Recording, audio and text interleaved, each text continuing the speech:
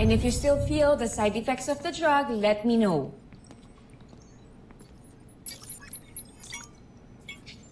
Thank you, Doc. You're welcome. Ate Jamie! Oh, natudyan. Ay, sorry po. Jenny. Nak. Kumusta ka na? Ha? Okay naman po, Dad. Medyo mabigat lang po yung mata ko, pero okay naman po. Bakit po kayo lahat nandito? Di mo alam nangyari sa'yo? Ha? Bakit? Anong nangyari? Muntik ka nang mapatay ni Apable. Ha? Si Apable? Siya nga. Siya nga yung traidor na nagtatangkang pumatay sa'yo.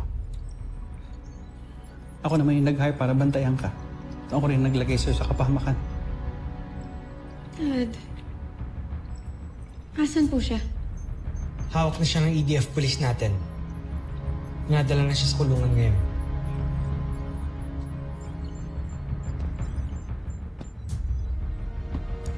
Si Steve at Mark ang nagligtas sa'yo.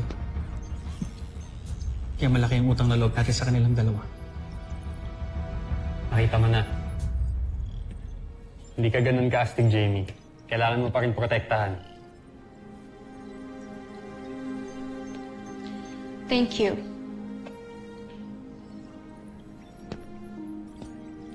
And thank you, Steve. Don't mention it.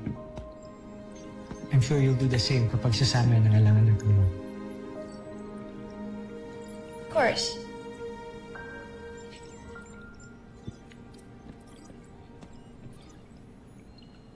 Pero, bakit si Apable? Yan ang tanong namin. Pero ayaw pa rin niya magsalita ngayon.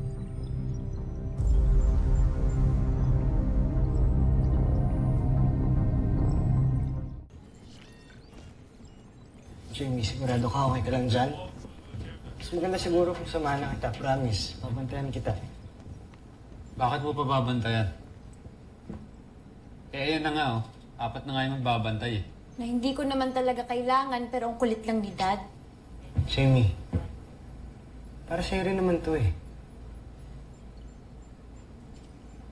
Sige na. Hinga ka na. Good night. Okay. Okay, fine. Good night.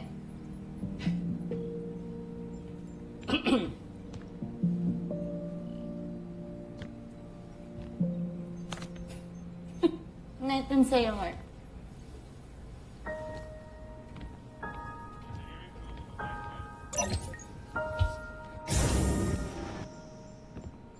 Teka, Jamie. Secure ko muna yung room. Ako na. Ako na. Ako una nagsabi.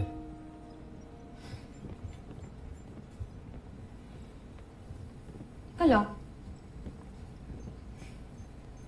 Kakainis talaga yung kableng yun.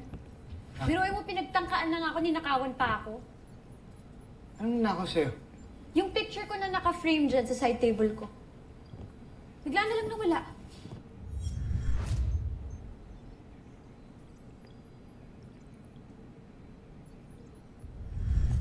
Wala namang ibang kukuha nun kundi si Apable eh. Gago talaga yung Apable na yun. Oh, mamaya kung ano pang ginagawa dyan sa picture mo, ah. Huwag ka judgmental. Malay mo may ibang dahilan lang siya kaya niya kinuha. O anak, nag-aaway na naman kayo. Alam mo, matulog na lang kayong dalawa. Iwan niyo na ako dito sa kwarto ko, okay? Sige na. Good night. Night.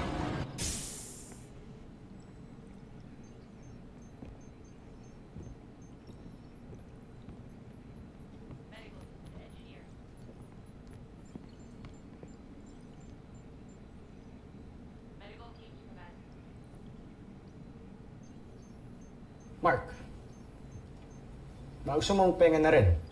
Pati na lang ikaw mauna. Ayan lang quarters mo. Sabay na lang tayo. Sige. Isa. Dalawa. Tatlo.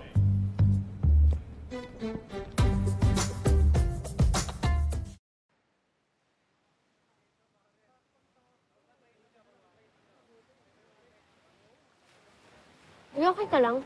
Sakit ka ba? Oo nga. Parang ito yung broken hearted, oh. Ano bang problema mo? Hindi mo man lang nagalaw yung pagkain mo, oh. Wala, hindi kasi ako masyado nakatulog kagabi. Bakit naman? Yun, naalala ko si Jamie. Iisip ko paano kung may nangyaring masama talaga sa kanya kagabi. I won't be able to forgive myself. Ano yan? Kasama yan sa regrets mo. Na pinalagpas mo yung chance mo na hindi mo masabi sa kanya yung totoo mo nararamdaman. Oo, parang gano'n. Parang paano kung nawala nga talaga siya. Hindi ko man lang nasabi sa kanya na... Nalabo siya.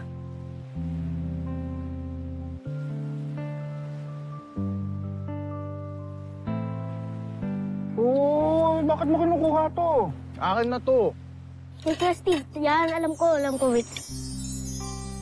Pero mamaya ka na kumain. Puntahan mo muna si Ate Jamie ngayon na. Talino talaga ng kapatid natin, oh. Pero kaya tama si Little John. Eh, dapat masabi mo sa kanya yung totoo mo nararamdaman. Di ba sinabi mo sa akin na ang buhay, hindi natin alam kung ano yung pwede mangyari. Kaya dapat, wala tayong regrets.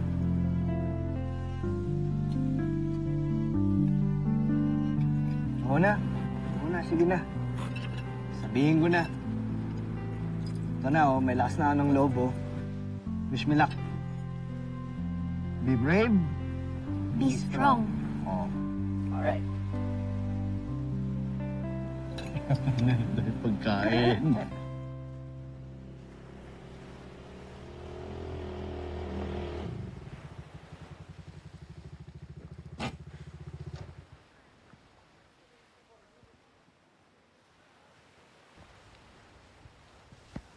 Ginagawa mo dito? Binabantayan ko si Jamie. Baka may mag-attempt na naman sa kanya eh. Sige na, pahinga ka na muna. Ako na muna magbabantay kay Jamie. I'll take it from here, Mark. I can't do that. Hindi ko kaya mawala sa paningin ko si Jamie.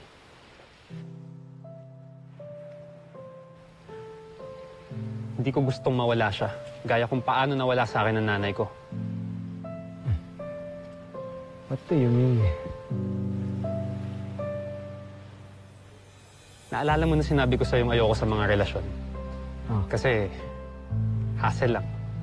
Problema lang. Sabi ko lang yun.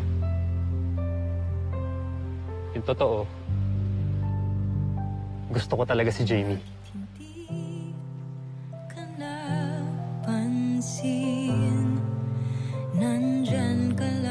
Miski iniiwasan ko siya, gusto ko talaga siya. Kaya nung muntik na siyang mamatay kagabi,